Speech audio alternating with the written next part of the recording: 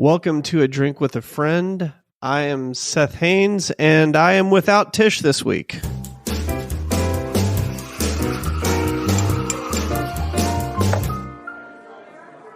Tish had something come up that is pressing, and so she's going to take a little break. She'll be back next week. And so for the discussion today, we have recruited a wonderful professor of theology, Myles Werntz. Myles, welcome to the show.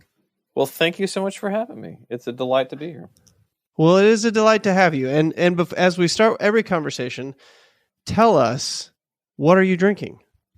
I have my trusty work tumbler with me, and it is full of a nice 2022 vintage of H-E-B coffee. Yeah. Nothing but the best. Yeah. What bouquet are you sort of getting off it this morning? It's a little. I'm getting hints of a little burned at the bottom. A little hint of warmed over too long. A little, just a waft of pan global coffee beans that don't remember where they were from. That's kind of it's a beautiful vintage. One of the things that I really missed about COVID tide was the way that we didn't have a community coffee pot. Everybody was reduced to doing Keurigs. So I was really happy to see the office coffee pot return.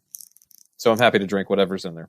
There's nothing that can quite capture that burned at the bottom feeling of like the taste of the bun burners of the office coffee. That's the good stuff. Just can't. Yeah. You can't simulate it, man. You know what I mean? Nope. Well, I am drinking my favorite coffee in town, which is coffee from downstairs from Hail Fellow Well Met. It's an old English saying, but it's also a cafe because in Arkansas we like to do things completely.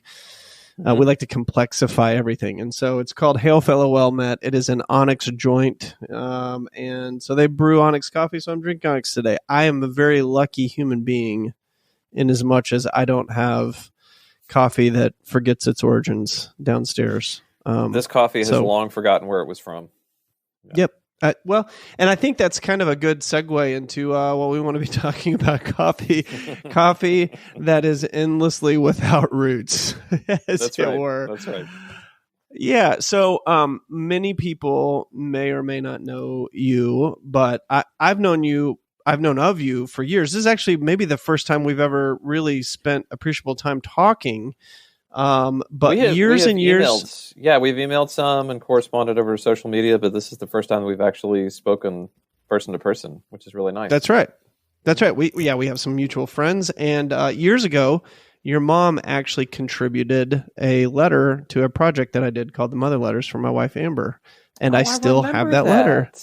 Isn't that crazy? Yes. Oh, years and years ago. I had forgotten all about that. Yep. A wonderful human being is your mother, and so I'm not surprised that she gave birth to a wonderful son. But tell us a little bit about yourself, and tell us a little bit about what you do. So I'm a Shreveport, Louisiana native, but have lived in Texas most of my adult life. I had a brief sojourn up in Arkansas to go to Ouachita Baptist University. Quickly moved down to Texas after that. And did my MDiv and PhD at Baylor. Met my wife down there, Sarah. We have two kids, Elliot and Arthur, who are 8 and 5.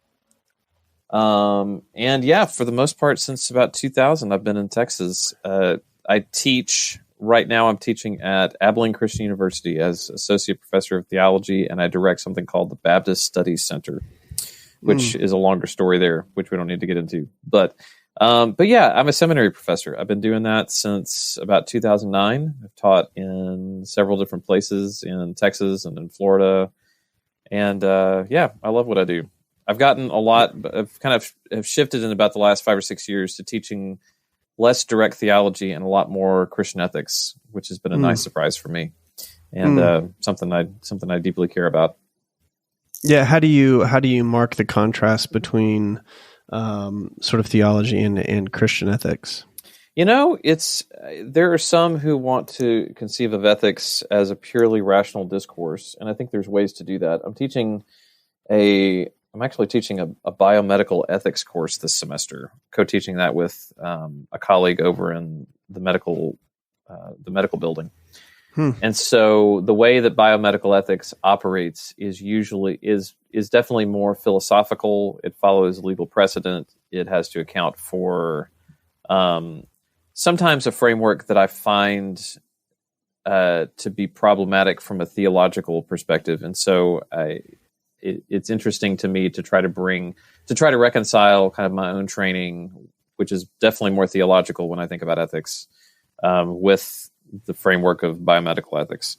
But I mean, so there's some that want to mark off ethics as a rational inquiry into goods and how we acquire those goods and what goods are proper for us to acquire and in what measure. And so you can kind of carve those two off. I tend to blur the lines a lot more with respect to theology and ethics. I think of ethics as a mode of discipleship.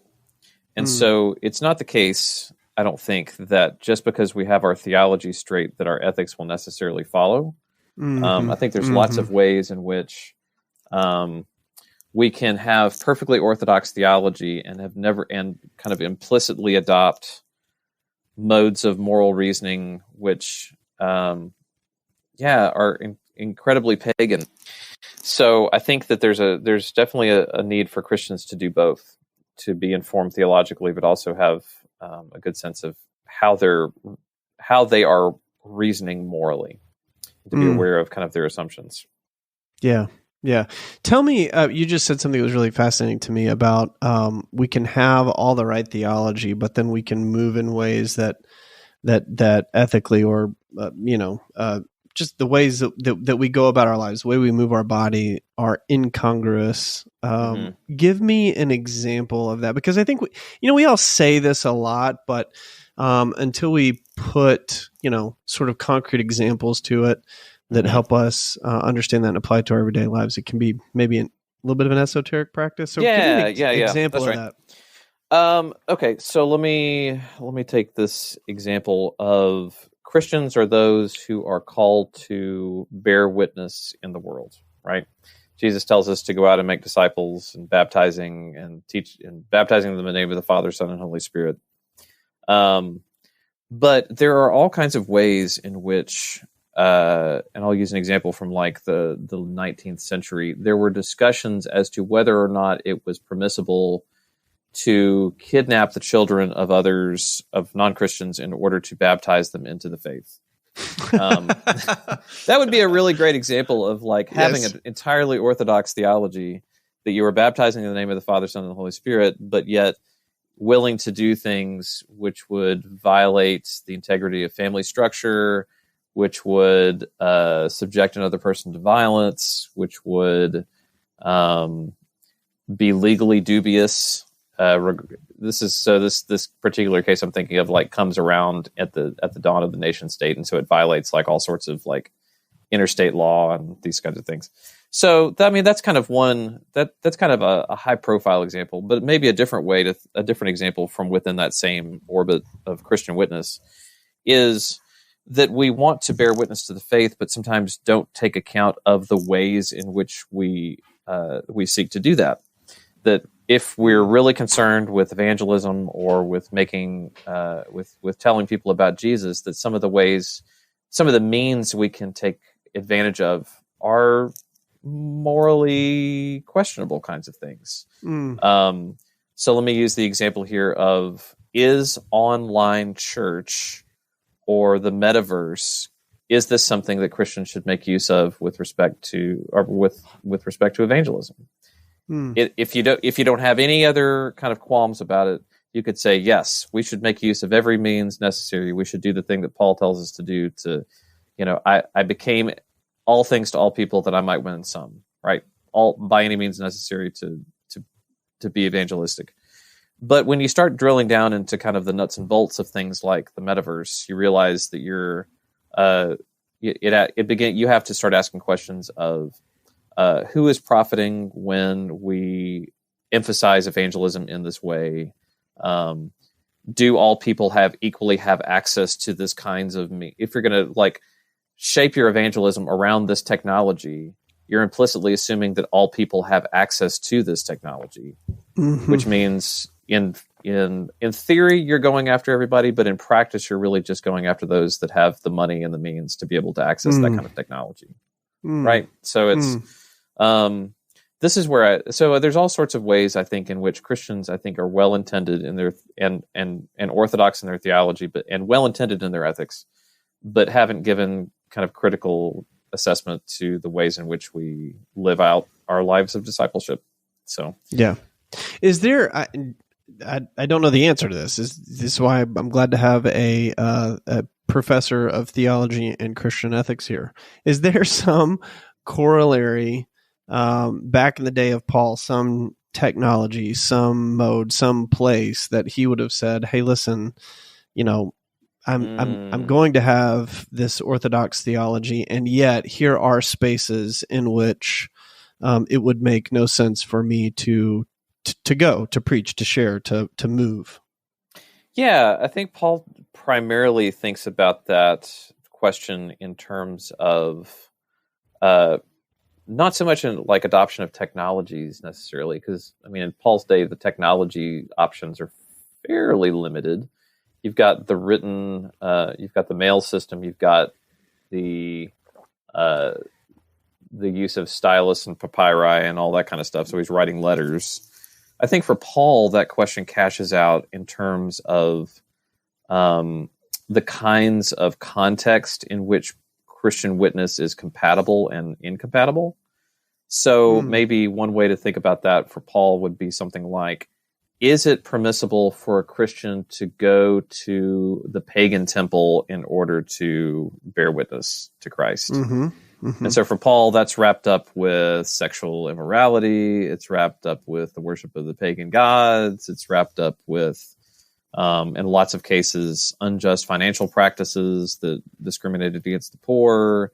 If you're going to certain temples, they have fertility cults, and so you're probably going to have sex with somebody in order to go, like, to be kind of an ordinary part of of worship.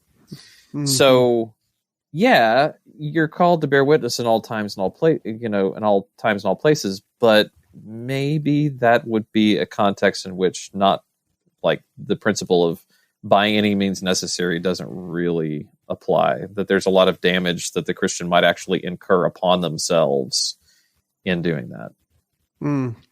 So I think that brings me to what I personally want to talk about this week, which is your newsletter from yesterday. Okay.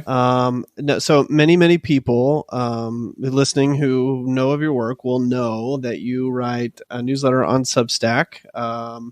It is very good. I vouch for it. I don't know that my vouching for it means anything other than I like your it. vouching for it. Yep. Yeah, I mean, I'll vouch for it. I like it. I enjoy it. I read, I comment sometimes. It's good stuff. But yesterday there was this one line in it, and so I want you to kind of talk us through what you're writing about. But there was this one line that it just popped off the page at me, and you talked about how we are a people that are, quote, endlessly without roots.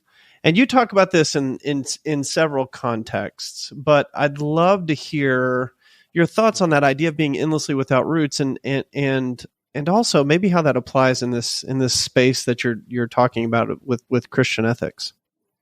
Yeah. So in the newsletter for yesterday, it was part of a writer's workshop thing that I'm finding myself needing to do this fall, just because I have some writing commitments I need to meet, and so I'm working some of this out first through the newsletter.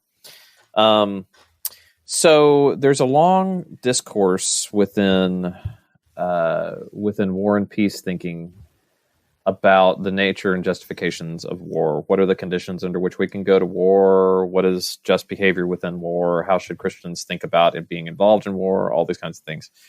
But frequently what gets left out of all these conversations is the impact that war has upon the environment and ecology. And so there's there's a Catholic Archbishop of the Diocese of Santa Fe, I believe, who wrote a long letter on the way in which nuclear war is having ecological effects upon his diocese in New Mexico. He describes the way in which. So this is his diocese includes Los Alamos, which is where a lot of the nuclear research in North America happens. And so he talks about the way in which there's more nuclear waste there than in any other part of the country, that it's infiltrated the groundwater, that it really gets, it's really having like really bad material effects upon his own diocese.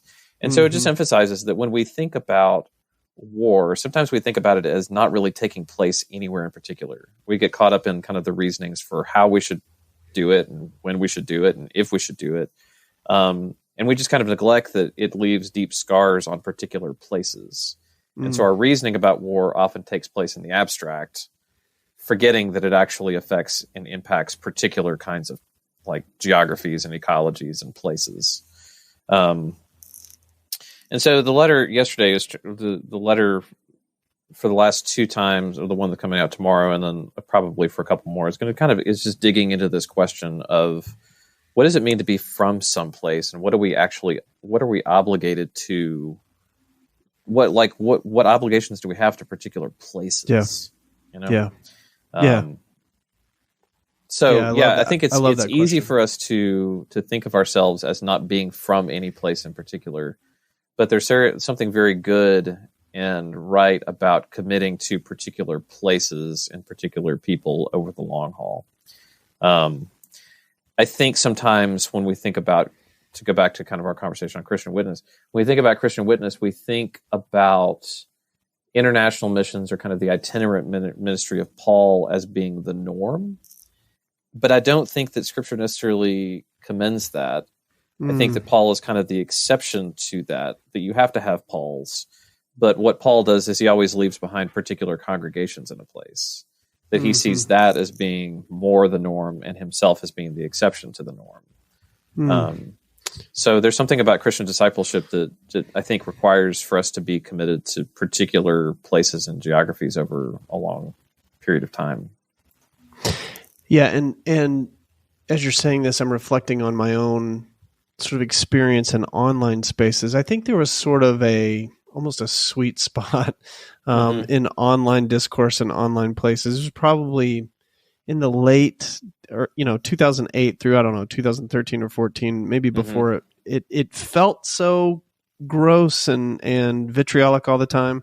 And I remember in those spaces, we use the terms like online community, or that person is my friend, or, I may have never met the person, like you and I, obviously we've engaged several times on email. I have a letter from your mom, so I mean, in a sense we're connected, right? But we've never lived in the same community. We've never dealt with the same local problems. We've never had the same, local electoral issues pop up. The issues that are in my life are not ubiquitous to yours, and vice versa. But there was a space and a time in the internet where it sort of felt like we could trade community, real in-person community, for this sort of like online version of that. And I'd be interested to hear your thoughts on the pros and cons, because I think there are some pros, right? But absolutely. But there have to be pros and cons here when we're talking about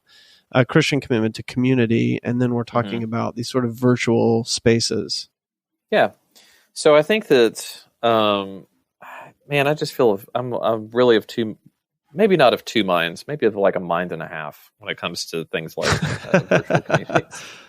It's like I'll give you the half mind, which is like the one cheer for. So it's like out of three cheers, I'll give you like one cheer for virtual. Okay, that's fair. So virtual communities, I think, have the benefit of helping people of like mind to find one another and to exchange ideas, and to really help you feel like you're not entirely crazy, that there are people who share the same sorts of concerns or interests, or they just help you find, like, quote unquote, your people. The people who are interested in the same sort of stuff as you, and you don't have to explain why this thing is so great, or why this band is amazing, or why this sports team is the best of all possible sports. Like, you don't have to explain yourself, right? Yeah. So there's some benefit to that. But where I think the language of community gets slippery is it effectively organizes our social commitments around this particular thing. So that if this particular thing were to change, then the community effectively dissolves, right? So we see this maybe happening in church life a lot, that the church will get really into the Enneagram, or they get really into advocating for the unborn, or they get really into whatever your particular, like, thing is, whatever your mission is, whatever your like point of organ, like, that we're all in college together, where it's all an age group thing, or it's, pick your organizing feature.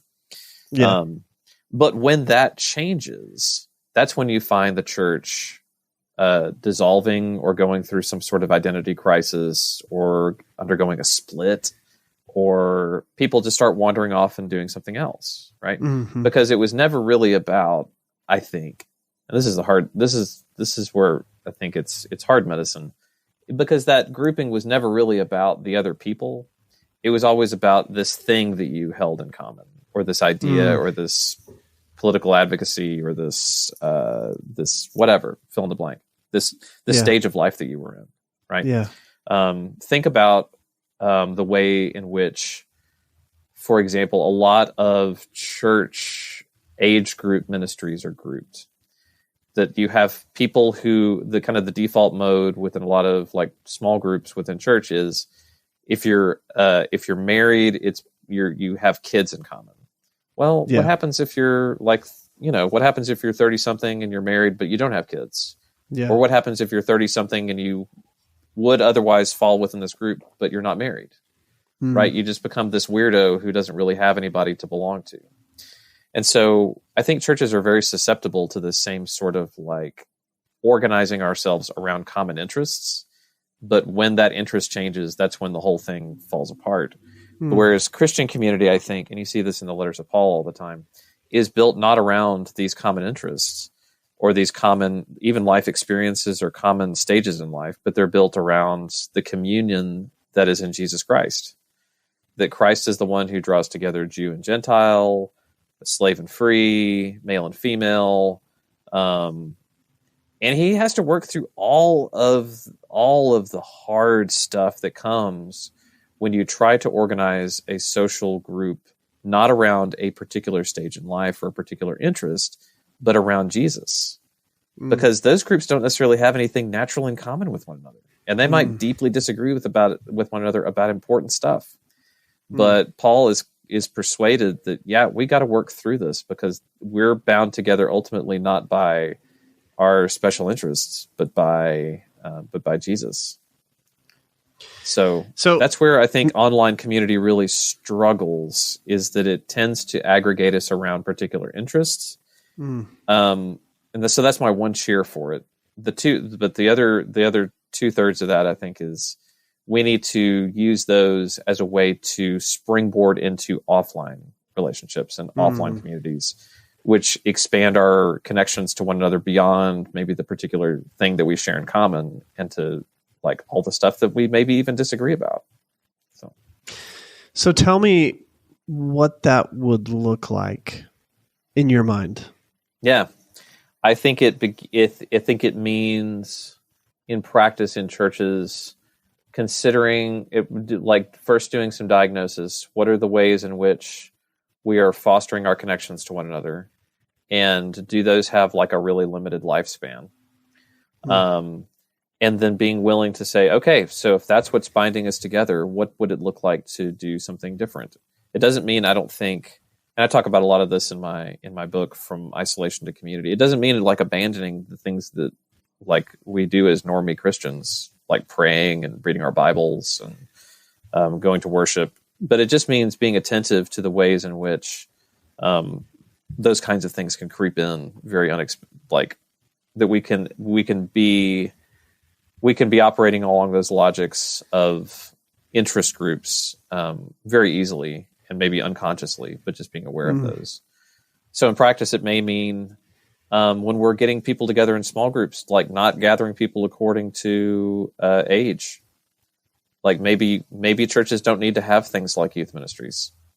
Maybe churches don't need to have things like age group divisions within their discipleship forms. That maybe we need, because those are implicitly the things that we assume draw people together. But again, the model of Scripture seems to be much more organized around what do we have in common in Christ, and not what do we have in common as a men's group or as a senior adults group. So yeah, and I guess to tease that out a little bit, it seems like and this is just I don't know, my lived experience, but it seems like there's some utility in having some organizational principle around gender, age group, or whatever, for discipleship purposes, whatever. I mean, obviously, my 18-year-old deals with very different things than I do, and we both deal with very different things than my 10-year-old, right? And so, so certainly there it seems like there's some benefit in having, some grouping, but is what I hear you saying, like, is in as much as we organize the entire church around those things that change, that move, those identities that shift, it's terribly fragile. Yeah, it is, and it creates churches within churches. You have portions of the body that you identify as my church, right? Yeah. So I think that and this is why I think it's important to maybe give it one cheer out of three, is to say, these have some purpose and these have some benefit, but they can't be the ultimates. Like, you can't stop there. Yeah, that maybe you begin there, and I think that's a natural way in which we begin to group together in crowds or in like affinity groups. But I think that Christian community requires us to move through that and to recognize, that the body is comprised of different gifts, and that some of that means being in the presence of those that I don't necessarily, to use Paul's language, I don't necessarily want to honor, or I don't want to be associated with, but that's part of being a part of the body, is learning to appreciate those gifts that you may not see as gifts immediately. So I want to, this may feel like a little bit of a left turn. I don't know that it is, but do it. But I'll share a little bit of my experience. Like, as a kid, right, I grew up in a Southern Baptist church, pretty large Southern Baptist church in Fort Smith, Arkansas. I remember the first time I heard about Calvinism, right? Which is, for those of you who don't know about Calvinism, it's unimportant. It's just, for purposes of the story, it's simply a theological construct, right? And I remember hearing this theological construct and then understanding that there were a great number of people in our church who sort of adopted this, and a great number who did not. And there were sort of two large Baptist churches in town, but you really went to one of those two churches, and neither pastor really took a stand on Calvinism, so to speak. It was like there are some who were in this camp and some who weren't. And mostly you went to one church because it's where your family had always gone. It was on one side of town. And you went to the other church because it's where your family had gone. And it was always on the other side of town. It seemed to me that I felt a shift. I was a Southern Baptist minister for a year in the early 2000s. And it seemed to me that I began to see a shift in those early 2000s, where now congregations were sort of wholesale becoming one or the other. And instead of sort of picking your church by where your family had gone or where you lived, all of a sudden you were beginning to say, like, oh no, this dude over here is Calvinist, so I'm going to go to his Baptist church. Or it was like, oh no, this guy's not, so I'm going to go to his church. And it seemed like, that I watched that entrenchment sort of grow and grow and grow, to the extent that it really did feel like, again, a group of people who were endlessly without roots because they were sort of chasing their affinity, right? I don't know if this is fair character. First of all, I don't know if that's a fair characterization. It's just how I felt. And I don't know if this is a fair characterization, but I feel like in the age of the internet, what I see happening it continues to be that way, right? It's like, Mm-hmm. oh, well, I found this group of people online who believe X, Y, and Z. Maybe it's some very progressive version of Christianity. Maybe it's some QAnon version of Christianity. I don't know. And so now it's not only, you're not coalescing those groups online, but then those people are actually going out and seeing if they can find that affinity group in their local community to connect with that affinity group. And I wonder if you're seeing this, what your thought is with respect to this and embodiment or rootedness. I think particularly about nationalism in that context. Yeah, no, I think you're right. I hadn't put that together with a lot of the. I mean, you can kind of even see it in. I mean, so you were Baptist long enough to like know about the worship wars and kind of all that kind of stuff. Where different congregations have different worship styles, and it becomes kind of a hallmark of the congregation. I mean, I think that this question of, like the theological positions on Calvinism or Arminianism or something like that becomes kind of it becomes a different version of that. In that no one really, well, I don't want to say no one, but there are few who hold to like the hardcore version of Calvinism. Mm-hmm. I think that all Christians hold to a notion of God drawing us, which in a more exaggerated form becomes like a hyper Calvinist position. Yeah. But it's hard to read the Bible and not come away with some notion of, God starts with Israel, not because Israel really had anything to offer God, but because God said, right, you, Abraham, that's it. Like, that's it. Yeah. So there's, and we can kind of get into you can get from there into the metaphysics of Calvinism, but this notion that God calls people is just across the board. It's not, the exclusive property of Calvinism. It's just kind of Christian theology. And so there's a lot of the way that I think about Christian theology in that respect is that there are some things which I think become hard enough that they do create some important distinctions between denominations. So to kind of use my own place here, I'm Baptist. We hold to adult baptism. A lot of Baptists, not necessarily myself, but a lot of Baptists will say that when we're taking Eucharist, that it's in memory, but there's nothing particularly going on. And so those become like distinctive things that do become kind of incompatible between Baptists and Catholics. But there's a lot there's plenty more that is shared across those lines that, I don't think you necessarily need to start, you don't need to divide out over these things. But yeah, I think that sometimes these theological markers can be just as, there can be another version of identity groups or kind of affinity groups. So that we find ourselves committed to the idea, but not necessarily to the people next to us who also love Jesus. And we are not going to agree on some of the nuances of the faith, but we agree with like the basic contours of the faith. Yeah. So what does it mean to live in community with people that you disagree with, that don't necessarily agree with all kind of the finer points of your chosen affinity group? Yeah.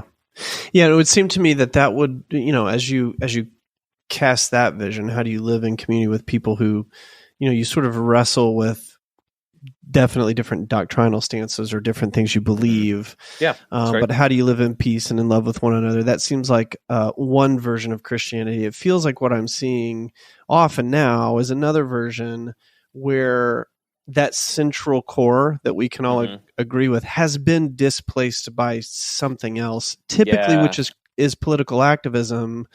And a lot of times I see that really fomented online in a disembodied space and then sort of brought back to the embodied space. That's right. Our physical communities are now taking their cues from the online ones, rather than our online life taking its cues from our physical, like our physical communities. That I think the inverse is now happening. So in that sweet spot that you described in like that early 2000s on through like maybe 2010, 2012 of like the internet life, that I think that we still had physical communities that were capable of, like when we engaged online, we knew that it was real people, right? Yeah. Because we had enough of an offline presence and offline lives to know that, you don't behave like an a-hole to somebody who's online because they're an actual real person. Right. But now the opposite is happening in that our habits of dealing with people in real life and in physical communities are taking their cues from our digital habits. And so all we see is avatars. All we know are affinity groups. And so then that just has really pernicious effects on how we actually live together in physical communities. So, I think it's flip-flop now. And so that's part of what you're seeing, I think. Yeah, and that would seem to me, again, to go back to your earlier discussion of the difference between theological orthodoxy and Christian ethics in the wild, so to speak. That's right. Yeah. That one can have your confessions sorted out, but if your habits are being formed in a way that is that are malicious, and maybe we're not even aware that they are malicious, and then we begin to just practice that in our face-to-face relationships in some pretty malicious kinds of ways.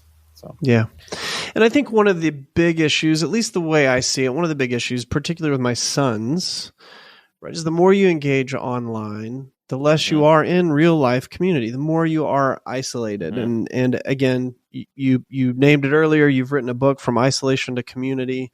I feel like we're in a season of life and an epoch that is more isolated than ever. I think there's the pandemic isolation for sure. Then there's this sort of technological isolation. I'd be curious, how would you recommend that we see our lives, look at our lives, and sort of make that repair from isolation to community? I think that maybe one way to repair is just to spend more time in physical face-to-face contact. The difficulty with that is now that so many of our physical communities are interwoven with these digital technologies, because that's where we spend an increasingly amount, like a part of our day. Yeah. So, because we don't want people to feel weird when they come to church or weird when they come to these communities. And so we bake in a lot of the dimensions of online life into our physical gatherings already through screens and live screens and online chats and, ways for you to, transmuting church into an online version. Like, we don't want people to feel weird about it. And so we just, rather than doing the thing where we critically assess that maybe this is all bad for us, maybe we need to step back from our online presence pretty significantly and see what it's being doing to us. Rather than doing that, we just integrate it more and more into our physical spaces because that's what people are used to. So I think the first step is just doing the experiment where you disengage from a lot of these things or really pull back from a lot of the online forums and just see what happens. That maybe the answer is not to more fully integrate digital apparatus or digital forms of life into our physical existence, but maybe we need to pull back in order to be able to maybe prudentially engage these things, rather than seeing them as necessary in all times and all places. So I was talking with a church earlier this spring. They had me down to talk about kind of digital life and how we should think about digital culture. And this is a church that doesn't do a whole lot. They don't have it's a good sized church, but they don't have like a digital campus. They don't have like a digital pastor. They don't really do a whole lot of, they like televise their service, but it's not a big production kind of thing. Yeah. And so they're in a pretty good place. And so I just told them, okay, so the thing you need to do, I think, is to lock down your live stream. Like, don't make it open access so that anybody just kind of like grazing by can jump in and feel like they're part of the church. But, make it so that if you're going to participate in this particular way, you are intending to participate as a precursor to actually coming face to face, right? Use it in a very prudential kind of way. have one camera that's kind of like, it's not real fancy. It's just kind of like, but maybe it's on like a bad angle. Maybe the sound quality is terrible. Like make it as have it so that people can access it if they want to, but make it as unattractive as possible. Yeah. So that it actually pulls people away from the screen and away from digital, like the digital ecosystem, and into these physical face-to-face relationships.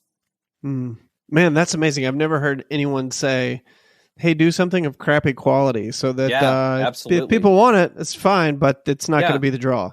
Yeah, if you want to, I think that there's definitely a place. There was an article by Tish Harrison Warren that she took a lot of heat for about this question of live streaming in church. And I think she went a little too far in that she kind of dismissed some of these concerns about access. That, there are people who are homebound. There's people who are sick and who are traveling that want to be a part of the community, and you need to find ways for them to be a part of that. Yeah. And I think that there's definitely a place for that. I just think it needs to be like, if that's what it's for, then we need to calibrate it toward that, not toward high production quality so that people feel like they're having the exact same experience just watching something as they would have when they're in person, right? Yeah. We need to remember that there is a distinction there. And to kind of to think about that when we're doing our digital tech. So if somebody is says to you, hey, listen, I'm going to do what you suggest. I'm going to do this experiment. Mm-hmm. I'm going to disengage from an online community. And yet I don't really have strong local community. Maybe I'm new to town, or maybe I just don't get out very much, or maybe I just am not comfortable around people. How would you suggest that people go about sort of building that community? That's a wonderful question. And this is where I never want to go. Like when I talk about like the 1 cheer for digital community and the 2 cheers for physical, like I never want to go all the way and say 3 cheers for physical and like no cheers for, because I do think that there's some utility here. I think that it just takes the culturally we're losing the ability, absent like, well, you don't really even see it that much like in bars anymore. That usually when people show up, like you used to think of like bars as the place where you just kind of met strangers and you could have conversations with people that you didn't know. But I don't think that even really happens much anymore. Yeah, nope. Like that you go into a bar and people are talking with the people that they came with. Yeah. But they're not, you're not really meeting anybody new. I just think it just takes recovering and being like having that those people have got to be brave in a way that I don't have to be. Mm-hmm. And so it's, taking the risk of kind of entering into conversation with a complete stranger, of putting yourself out there and kind of joining, like going to groups where you don't know anybody, and being willing to be that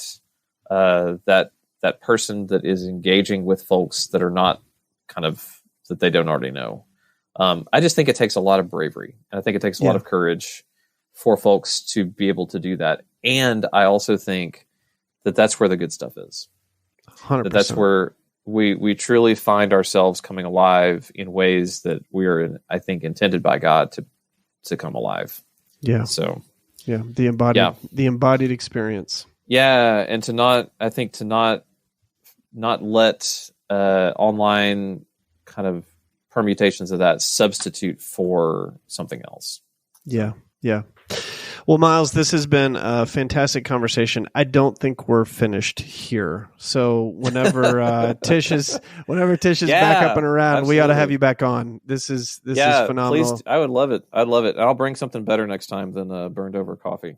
That's okay. I mean, just keep with what makes you happy, man. No, this doesn't make me happy though. That's the thing. It's purely useful. It's purely Fair useful, enough. But it's not necessarily bringing me joy. Fair enough. Well, on that note, we like to end every episode with one thing that is sort of bringing you goodness, beauty, or joy, truth, beauty, goodness in your life. It could be something you're watching, something you're reading, something that you're cooking, even listening to, whatever. So you have anything? I just finished rereading David James Duncan's The Brothers K, Mm. which you've read it, right? No, What? there's a funny story. There's a funny story Seth. behind I know. There's actually a funny Oh, story. my You know, gosh. I've been given that book 4 different times by 4 Oh different my people, gosh. and I haven't read it yet. Oh my gosh. That book is magic. And I don't use that term lightly. It is just almost as perfect a novel as you could possibly hope to have. Wow. I mean, I was I was a lit major in college. I have read a lot in my life. And there have been, I can count on maybe not even one hand the number of books that I've come away from just feeling like this is a miracle of a book. And I'm so glad that it's in the world. And The Brothers K by David James Duncan is absolutely at the top of that list. Well, I'll have to read that book then. Read it again with a group with a book club group that I've had for a couple of years, because one of them is moving out of town. Kester, if you're ever listening to this, man, I wish you weren't moving, but you got to do what you got to do. So he wanted to read it again before he left, and so it's like 500 something pages, and so it's not a short read, but it is amazing. It's just absolutely amazing. It's my vote for the great American novel. Oh, wait. Like it replaces East of Eden? Come on, man. You know, I would put it neck and neck with East of Eden, with Lonesome Dove, and Brothers K. Great I think pick. Moby Dick. Right. Like those 4 would be like my votes for the great American novel. Yeah, East of Eden is my Brothers K. It's the book that I read multiple times and keep East reading. of Eden is it's same. It's just an amazing book. It's like it's like they just caught lightning in a bottle, and they just couldn't. Like they wrote other good stuff, but man, there was only going to be one like that. That was the one. East of Eden. The opening 2 pages of East of Eden. Every time I read it, I cry, and I can't explain to you why. Yes. Other than just the way he paints with words is like it's so masterful. It's amazing. It's amazing. Yeah. That book is phenomenal. Yep. I love it. That's what's bringing me a lot of truth and beauty. It's about God. It's about baseball. It's about families. So if you love those 3 things as I do, then this is like, you could not ask for a better book. So, well, I'll definitely read it. You know, we're moving. What about you? I'll tell you, we're moving. So that book is packed. So I'll report back. Maybe we'll have you on after I read it. All right. Yep. So right now I am reading a book called Candy House by Jennifer Egan. Okay. It's a novel that was released this year. It kind of pulls on some of the threads that we've been tugging on today, just embodiment, the commoditization or commodification of memory, of personality, social media, the disembodied experience. And I'm only 50-ish pages in.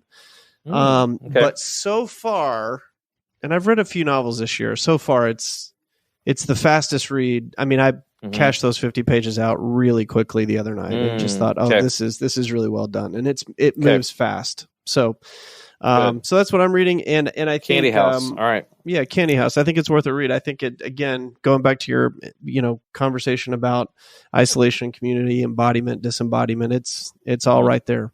So yeah. That's good. Yeah. Well, Myles, thank you very much for being with us. I would tell everyone, go to Amazon and type in his name, but grab a copy of From Isolation to Community. And then I want you to tell them where they can connect with you. So as much as we've been bashing social media, you can actually find me on social media on Twitter and on Facebook. I have an Instagram, but it's locked down, and so I kind of restrict it to people I actually know. So I don't let it's pretty smart. Yeah. I mean, I have pictures of my kids and stuff, and so I'm like, that's just what that's for. Yeah. So I'm out there on Facebook and Twitter. I don't really do a whole lot of either one these days, but I'm there. But I do write a Substack. You can find it at Christian Ethics in the Wild, is the name of it. So if you're on Substack, you can search for it. And so put that out a couple of times a week, and it's always some question within kind of looking at the The way I frame it is I don't do culture wars. We go slow and boring. Lots of slow and boring stuff. But I wouldn't say boring. I wouldn't say boring. I find it really it's really good. It's never boring. Yeah. Yeah. But slow. The Christian moral life is what it's all about. So yeah, it's a very thoughtful piece. So I enjoy reading it. I think everyone out here will enjoy reading it too. So thanks for being with us. We couldn't be more excited to host you, and we hope to hear from you again. Yeah, man, absolutely. Would love to come back and chat about anything else. We'll make it happen. You can find me at sethhaines.substack.com. We'll have all the show notes and the link for this episode, so you can find all of Myles's work. You can find his Twitter page, which is just as thoughtful as his Substack. And you can find everything we talked about right here. So we look forward to hearing from you. So if you want to drop us a note, feel free to do that. You can also find us and buy us a cup of coffee or two. We'll leave a link down there for Buy Me a Coffee. And as usual, we're grateful you guys have come around. So we'll talk to you again in 2 weeks.